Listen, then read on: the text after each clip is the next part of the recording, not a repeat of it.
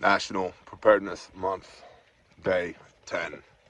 A lot of people talk about situational awareness, how to have situational awareness. And usually that dovetails into kind of that subsector of preparedness revolving around like gray man stuff and stuff like that.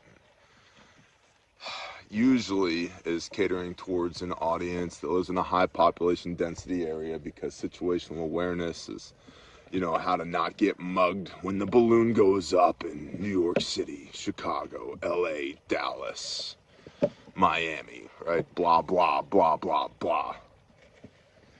Let's talk about attention to detail, because your situational awareness doesn't matter unless you have the ability to pay attention. I read, to my detriment some days, I read every comment on every video within probably the first 24 hours of that video being posted. The go bag video. Man, a lot of y'all just aren't paying attention. Well, you don't have any food in that bag? It's a go bag. It's a go-to work bag. It's part of a larger system. But this is the thing, if I have to go to work right now. What do you mean work? I mean when assholes are raping children and we need to remove those children from that situation right now, I need to be able to grab a bag and go. And some of those assholes are really well coordinated and well trained, and therefore there's a modicum of respect that has to be given to their operational capabilities, even if they're assholes. It's not a bug out bag. I said that 3 times in that video. It's not a bug out bag. In fact, I said at the end of the video, you would be probably contextually, this concept would serve better as a get home bag for y'all rather than a bug out bag. Somebody said 5 days worth of clothes for a bug out bag? No, that's not a bug out bag. Did you even read the title? It's a I have to go to work bag, and I've had 24-hour ops turn into 10-day ops pretty quick. So, the ability to pay attention to detail, and also to have a frame of reference for what's normal, so that you can determine what is abnormal, right? And that comes from immersion in your operating environment. Whether your operating environment's this, right? Yes, it is, by the way, time to move the sheep. See what sheep do? They do this, which is awesome. And see over there where it's green? That's where they're headed next, right? Whether your operating environment is this or New York City, you have to know what normal and abnormal is so that you have some benchmarks to judge against.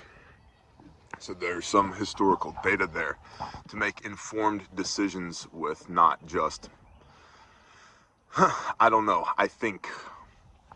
Now, on the flip side of that, I think intuition is really important. I am an intuitive person. And the best way I heard intuition explained was that intuition is when your brain knows something that your mouth can't explain yet. You just know it to be true. Up here, you've assembled all the data, or you've assembled enough of the data to make a call, but you can't articulate with your mouth why we should do this, why we shouldn't do this. Yes, that's a good idea. No, that's a bad idea, etc. And so having that working definition of intuition has allowed me to identify that the issue there with being intuitive is not the gut feels, right? It's not the intuition. That's the problem. It's the lack of the ability to explain. Because if you can't explain, you can't get buy-in from the people you're operating with. We just have to this.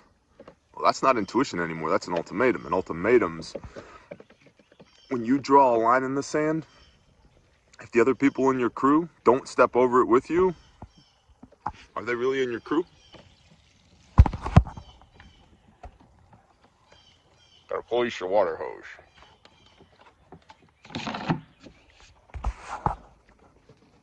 So, ultimatums are bad. If you have to govern through the use of ultimatums, or if you have to exert your influence through the use of ultimatums, sooner or later people are not going to want to play in your sandbox anymore. And so being intuitive, you have to be careful not to create ultimatums, because you know with your brain, you know this thing is so, but you haven't figured out how to articulate it with your mouth yet. So there's a little nugget for all my intuitive people out there. But pay attention. Paying attention is really important. You know, situational awareness, yes, that's important, but if you're not paying attention to the situation, it doesn't matter how aware you are. You can have 360-degree observation, right? Listening post and observation post. You can have all of that stuff.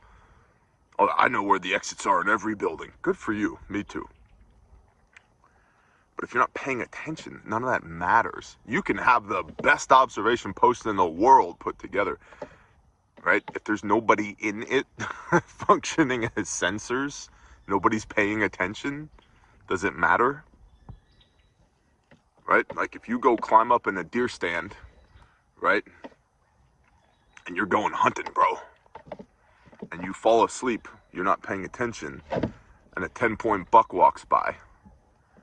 Does it matter what kind of camo you're wearing, what kind of rifle you got, what kind of optic you got, what kind of, deer piss you sprayed on your boots that morning? No, it doesn't, because you weren't paying attention. So foundational to situational awareness is the ability to pay attention. And it's the danger with a platform like this, because so many people consume it passively. They listen, they don't watch. And when they are listening, they're listening while driving and drinking coffee and yelling at their kids in the backseat at the same time. And it's not really an information exchange at that point.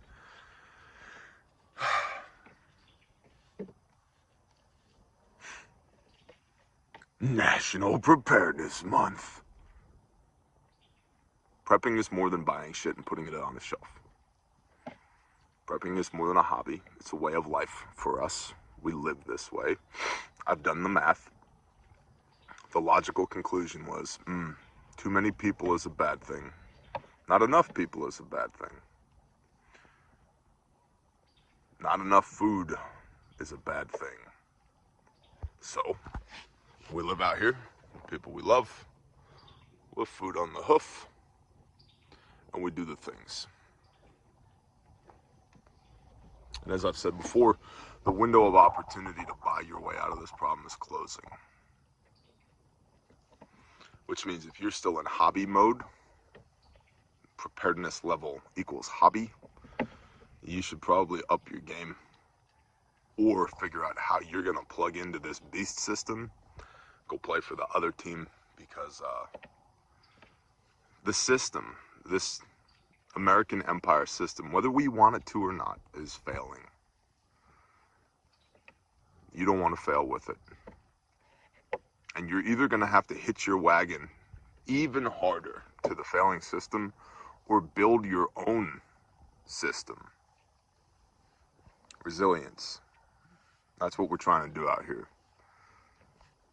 And that lack of attention to detail could get you killed at some point. I would submit that as the system continues to collapse, the stakes, the odds of not playing in the system are going to become more and more costly. And your inability to be situationally aware and pay attention could cost you your life. And I don't want that for you. Ote, Bear Nation. Hey, I love you guys and girls. You have a blessed day, all right? Shaloha.